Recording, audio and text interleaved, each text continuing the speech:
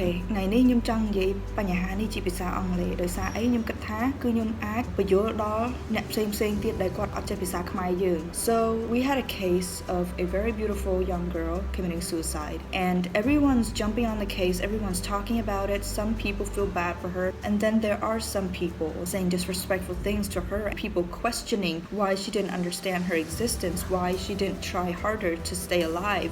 Right now I'm still seeing it on my newsfeed and I'm seeing people tagging other people with depression, telling them don't be stupid like her, something along those lines. It's like they're trying to tell the person to stay alive, but in the most ridiculous, most passive aggressive way ever. Now that's not how you handle people with depression. I'm 28, 2 years away from turning 30. The girl was very young, but I'm not going to talk about her because I want to respect her, so I'm going to have another example of, say, a 15-year-old girl.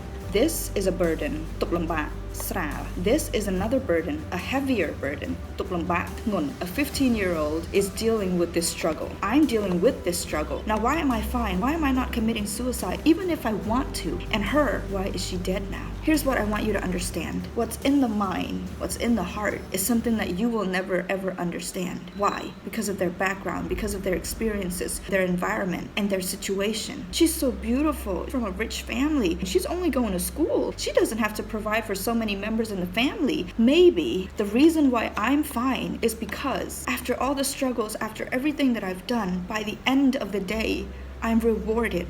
I have so much love and support from my family, my friends, the music scene, so it makes this so much lighter. But is she, the 15-year-old, getting enough love, getting enough support, getting enough attention? People are threatened by things they don't understand. So when I was going through depression, I didn't understand why I had it. Once I understood it, I told myself that I was going to fight it. And it was only then that I had the strength and the courage to help myself get out of it. I was living in a box and I started traveling the world. I saw the world differently. Depression for me became so small and so much lighter until it's in the back of my head. But really, we have weak people and strong people. Some people can make it, some people couldn't. The people who make it are survivors and can become heroes. Because somebody is weak doesn't mean that the person doesn't deserve respect, but there's something that they're looking for, and sometimes people search their whole life for that one thing. It could be true love, it could be a moment of dream come true, it could be so many things. Some people find it earlier, some people don't,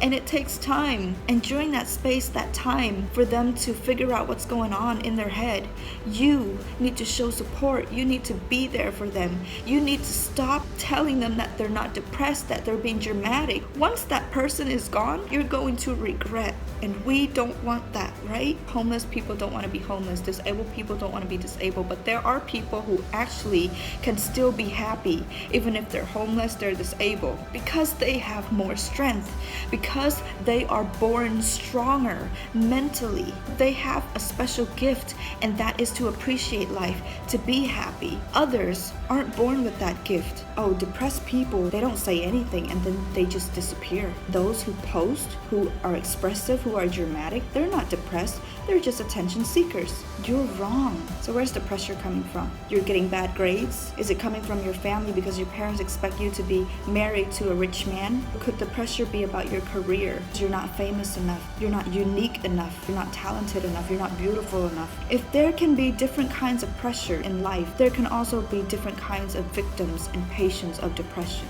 People can look fine and sane, but it's scary. It's like a trigger in your head. When you see people talk about it or post about it or share about it, don't say that they're dramatic. If you're not being helpful, don't be mean. Don't encourage them to make crazy decisions. When somebody is in need, you have to be there to help. You have to try to understand.